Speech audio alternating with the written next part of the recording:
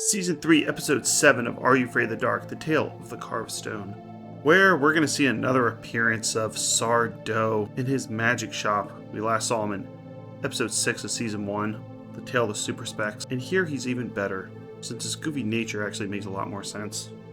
But before we get to that, it starts the way every episode starts. The kids in the Midnight Society meeting at this clearing, this campfire. And man, they're pranksters. Gary's playing a prank on them. He puts a cloak figure that's blowing in the wind, and they think it's a real person, and they realize this is just a scarecrow Gary made up. What a jokester.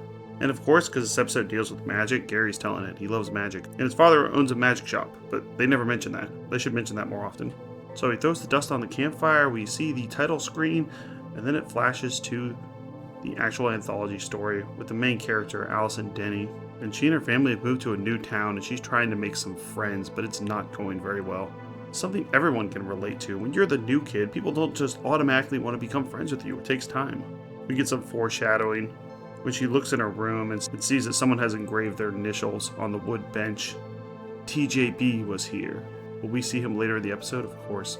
But first, she's got to find some way to make friends. So she goes to this magic shop. Her goofy eyeglasses broke. And she meets Sardo, who's played by Richard Dumont. And he'll be in a total of 8 episodes of Are You Afraid of the Dark? From Season 1 until Season 7, always playing this magician Sardo, who's goofy and lovable, and seemingly he's not doing very well, since every time a kid comes into this magic shop, we actually get a rehash of Episode 6. I was getting a huge sense of deja vu, where Allison comes into the magic shop, and he's desperate to sell her a potion, just like he was in Episode 6. And he starts with $50, of course she's a kid, she doesn't have $50, then he goes to $40, just anything to actually sell these potions. Because even though he has a magic shop, where you can sell a potion to make you cool, doesn't seem like they're doing very good business. So they literally rehashed the scene from Episode 6, which I'm not sure is a very good idea. And while I thought Sardo was too goofy in Episode 6 of Season 1, Tale of the Super Specs, it works well here since he has someone to play off of. He's the protagonist, and he sees this character in a black coat with crazy eyes that comes into his magic shop and demands. This black cloaked figure demands to know where the amulet of Ankara is, which is the black stone that Sardo gave to Allison Denny. So now this cloaked figure is going to try to take the amulet back. And the man in the black coat is played very seriously. He's not chewing the scenery like Sardo is. He's played by Frank Gorshin, who had a career stretching back to the 60s, actually being the Joker in the Batman movie in 1966, also in the original That Darn Cat. And he is genuinely intimidating. He takes his sunglasses off and he can mesmerize you with his crazy eyes. He's an old man, but he can come off intimidating as well. And he seems to have the ability to fly. He's some type of ghost figure, since he'll appear behind Allison at random intervals and demand to get this stone back, as this series is leading more into the jump scares.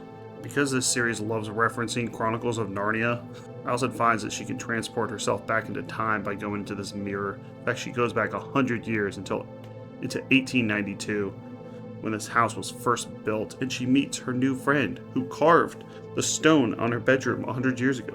TJB stands for Thomas Jefferson Bradshaw, who is the kid that originally lived in this house. He looks a bit younger than her as well. It looks like he's about 10 years old, and he comes equipped with his slingshot.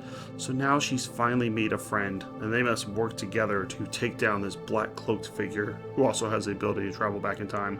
And even though Sardo, owner of this magic shop, threw Allison under the bus, I mean, maybe he didn't have a choice, he does come to her house and warns her that this black cloak figure is trying to get her, as if she wouldn't know that already. It's like, thanks, Sardo, thanks for giving him my address, which he actually does. We get some backstory on the amulet of Ankara.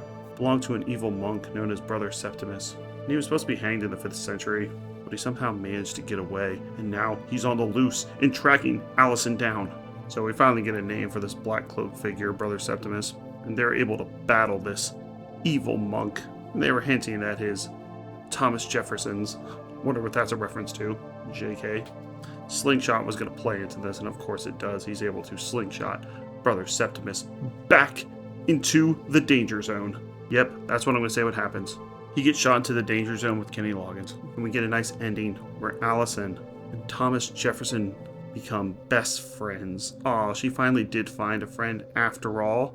Her popularity potion didn't exactly work, though she only tried to use it once.